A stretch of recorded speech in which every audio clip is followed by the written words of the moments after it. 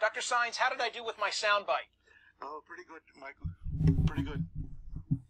So the recent data now shows that deaths among whites outnumbering births among whites. What drives this? Tell us more about it. Yes, what you find is with this dynamic is really an aging of the white population. You're talking about 20% of whites being 65 and older, median age of about 45. So you can imagine what the place in the life course, what people are doing at 45. They're already outside of the childbearing ages, which is 15 to 44. What demographers suggest as a category. So you already have women, for example, that are over age 44, and then you also have a decline in the fertility rate that has taken place, particularly with the impact of the Great Recession. Really impacted not only white women, but other women as well from other racial and ethnic groups. But it had a particularly strong impact on the white women because of the aging, and there's fewer white women who are producing children. There's now 35% of women, females, are 15 to 44 years of age. So it is these dynamics that are producing an older age population for whites, where you have very few individuals in the younger age categories. The white population, you already have more elderly than you have children in that population. Well, here's a takeaway, and I think a simple way of saying some of this. If the current trends continue, by 2045, the nation will be less than 50% white. True? Correct. Yes. And the political implications of this, Dr. Sines, are very significant. Explain what it means in a state like, say, Texas. Yeah, Texas, you see these demographic trends have already been playing out. Right now in Texas, the Latino population is about 40% of the population. Whites are about 41% of the population. Demographers project that by 2022, Latinos will become the largest racial or ethnic group in the state of Texas. Yet when we talk about politics, there is a significant lag period here with respect to demographic strength translating to political power. So here in Texas, for example, we have about 30%, one-third of the Latino population are less than 18 years of age. So these are individuals who are not eligible to vote. And then you also have a certain portion of the population that is that are here without being U.S. citizens. They may be here legally, temporary residents, etc., but they are not U.S. citizens, so they cannot vote. So it's a significant portion of the population in Texas that cannot vote. So you have that lag period between demographic strength and political power. In addition, I understand, yeah. but having said that, if the current alignments maintain themselves, meaning those groups that tend to vote for each party and that party's candidates, long term, the GOP's got a problem. That's the bottom line. That's how I apply your demographic information to the current political dynamic.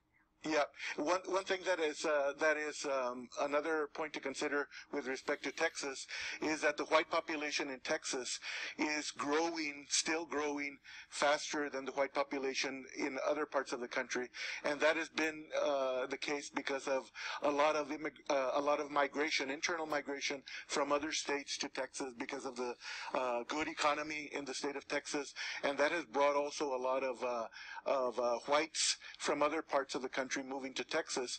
And some of the latest data suggests that about 65% of whites that are moving to Texas are coming from red states. Not necessarily that they're Republicans themselves, but they're coming from areas that are more red than blue. Yeah.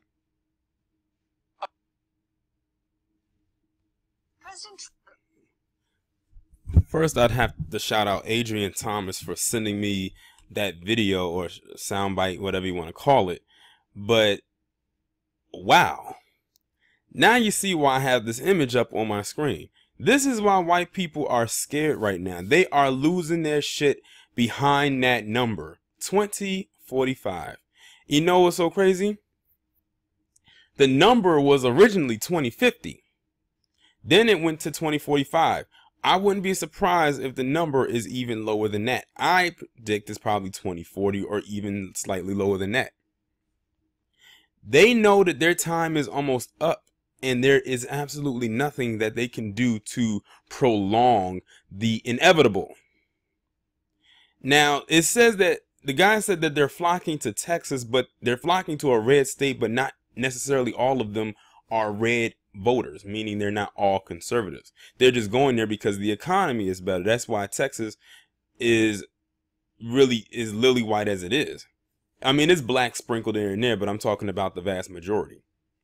Now, one thing that stuck out to me was when he said that by 2022, the Latino/Hispanic population of Texas will be greater than that of the white population. That is in about 2.5 years.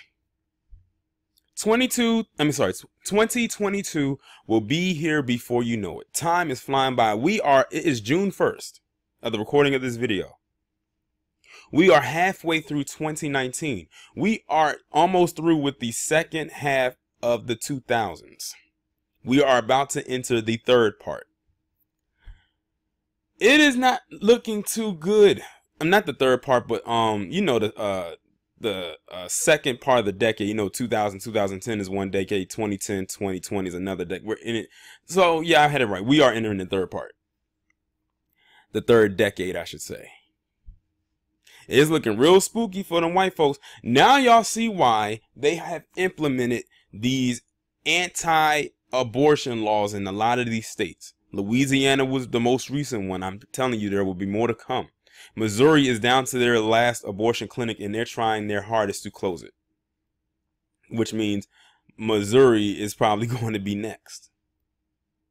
Well, at that point, they wouldn't have to do it because, well, Missouri won't have any abortion clinics left, but that means people are going to have to take the risk if they want to either go to another state, or they're going to try to go to one of those street doctors and get it done that way, but they don't want to run the risk of killing themselves. But that's why they're scared. I remember when that National Geographic magazine came out a few years ago, and it said by 2050 every American will look like this, or just the vast majority of them. And it was I guess you could say a racially, ethnically ambiguous woman on the cover, who had like I guess you can say olive colored skin, full lips, hazel eyes, and like a brown blonde hair with a loose curl pattern. And that's what white people are scared to death of. Or in the words of Dr. Khalid Muhammad, scared to goddamn death. That is what they fear. So, if you want to scare a staunch racist, don't even call them a cracker or anything else. Just say the words or the number 2045. That's going to be the new term to scare the hell out of them. Just say 2045. They're going to ask you why, and then you can explain to them why that is. And just say, because that's when your time will be officially up. Excuse me. And if they still got questions, tell them to go Google it. Or send them to this video right here. Because you know, in my petty tones, and I'm surprised I didn't do a violent style video for this, but you know it is what it is. I don't need the violence to still be petty on a lot of my videos, but it helps. So to palm colored, enjoy the rest of your days, because your days are literally numbered. And 2045 or 2040 or whatever is going to be your new magic number. And your card's about to be punched. Y'all let me know what y'all think about this down in the comments. Like, share, subscribe. I will talk to you in the next one.